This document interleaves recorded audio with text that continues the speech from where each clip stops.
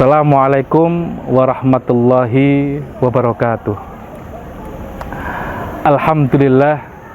Alhamdulillahilladzi ja'ala ramadhana syahras siyam wa syahral qiyam.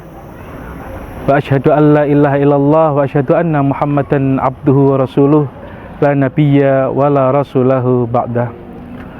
Allahumma salli ala Muhammad wa ala alihi wa ashabihi wa man tabi'ahum bi ihsanin ila yaumiddin.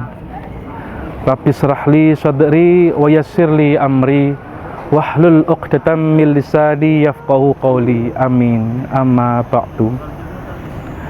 Pemirsa Hikmah Pagi rahimakumullah. Alhamdulillah, marilah kita senantiasa memanjatkan rasa syukur kita kepada Allah Subhanahu wa taala. Karena atas izinnya Allah masih mempertemukan kita dengan bulan yang mulia ini, dengan bulan Ramadan, bulan yang kita nanti-nantikan. Semoga tidak hanya bertemu, tetapi kita juga bisa memanfaatkan kesempatan di bulan Ramadan ini dengan sebaik-baiknya. Salawat serta salam semoga tercurahkan kepada junjungan kita Nabi Agung Muhammad sallallahu alaihi wasallam serta kepada para keluarganya, sahabatnya, tabi'in, tabi'ut tabi'in dan para pengikutnya hingga yaumul akhir kelak. Pemirsa Hikmah Pagi yang dirahmati oleh Allah Subhanahu wa taala, di bulan Ramadan ini kita diperintahkan untuk meningkatkan kualitas ibadah kita, ibadah sholat kita, puasa kita, tilawah Al-Quran kita, sedekah kita, dan lain sebagainya. Dan salah satu ibadah utama yang ada di bulan Ramadan adalah puasa. Puasa di dalam bahasa Arab disebut as-siyam, ya. Allah Subhanahu wa taala berfirman, "Ya ayyuhalladzina amanu kutiba alaikumus syiyam kama kutiba alal ladzina min qablikum la'allakum tattaqun." Wahai orang-orang yang beriman, diwajibkan atas kamu berpuasa sebagaimana diwajibkan umat-umat sebelummu terdahulu agar kamu bertakwa, ya. Puasa, ya, dalam bahasa Arab disebut asyam, ya, dari kata soma yasumu soman au siyaman, ya, yang mana artinya adalah menahan, ya. Sedangkan secara istilah, ya, asyam berarti menahan dari apa yang membatalkan, dari terbitnya matahari, dari terbitnya fajar hingga terbenamnya matahari, ya.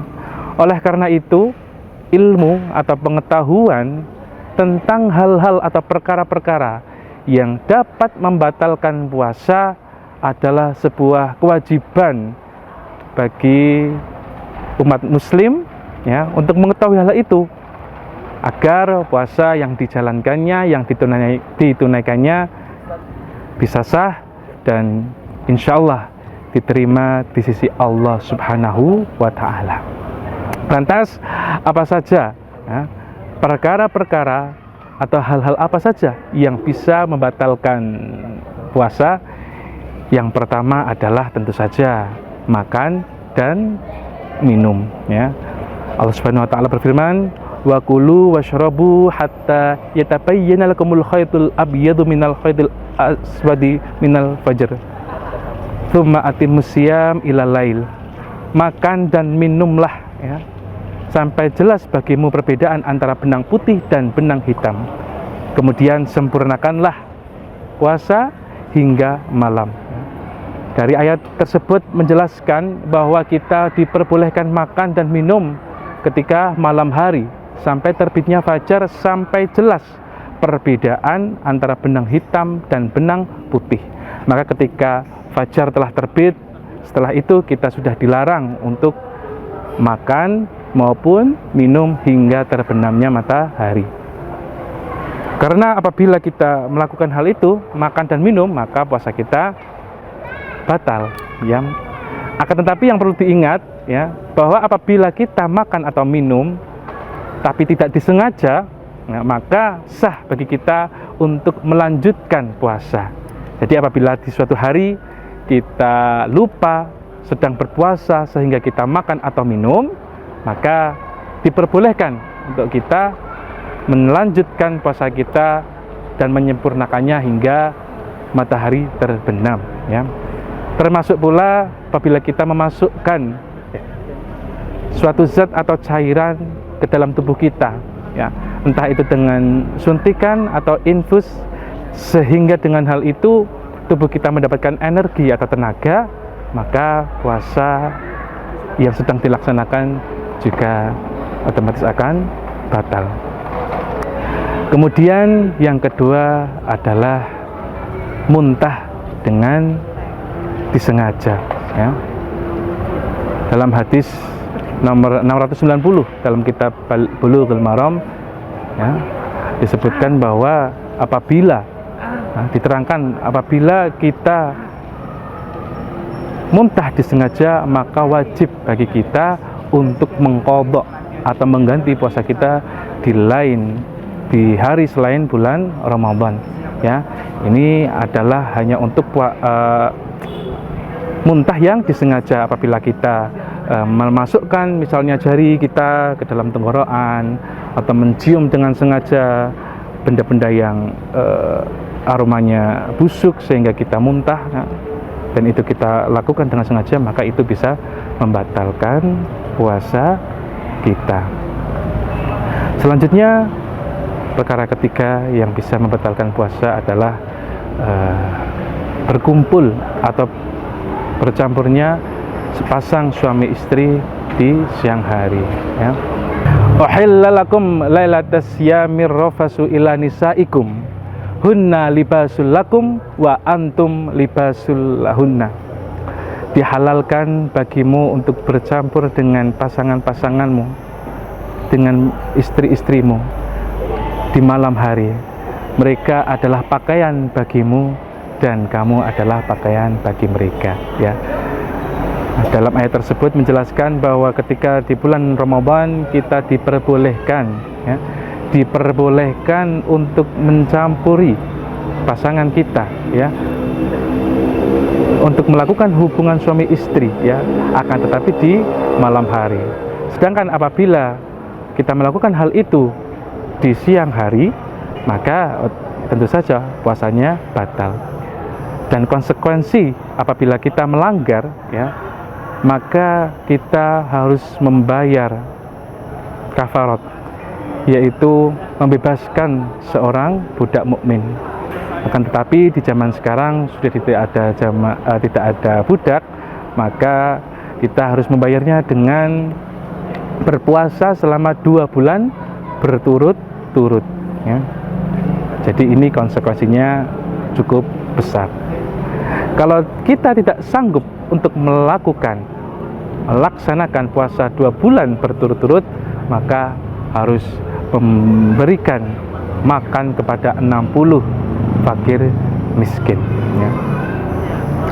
Kemudian perkara keempat yang bisa membatalkan puasa adalah mengeluarkan sperma dengan sengaja, ya.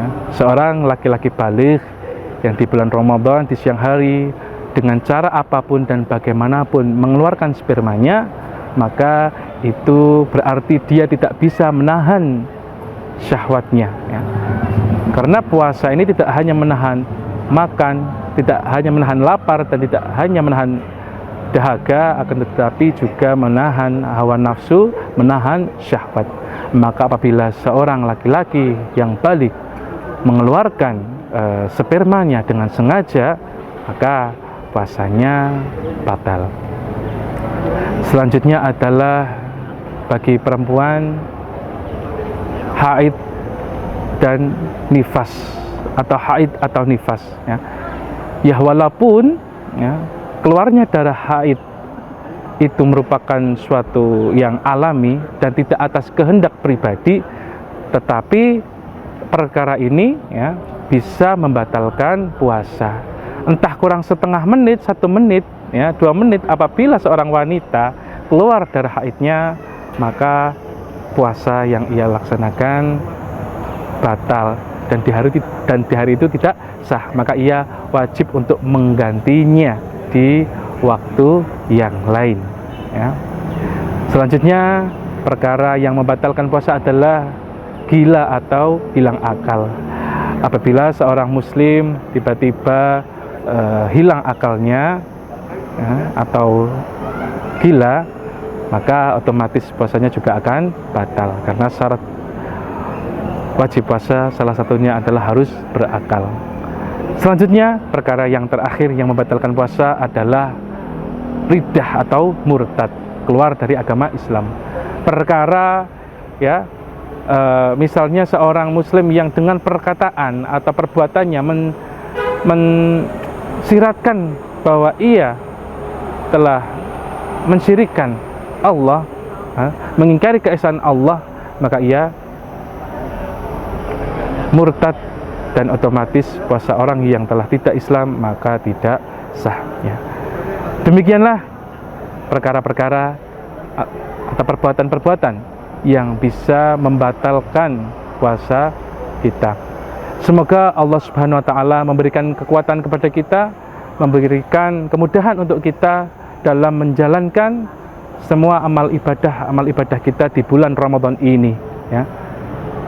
Sehingga kelak kita benar-benar menjadi pribadi yang la'allakum tattaqun, menjadi orang-orang yang bertakwa di sisi Allah Subhanahu wa taala.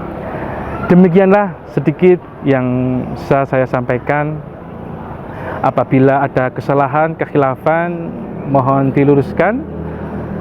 Nun wal qalami wa ma yasturun, billahi taufiq wal hidayah. Wassalamualaikum warahmatullahi wabarakatuh.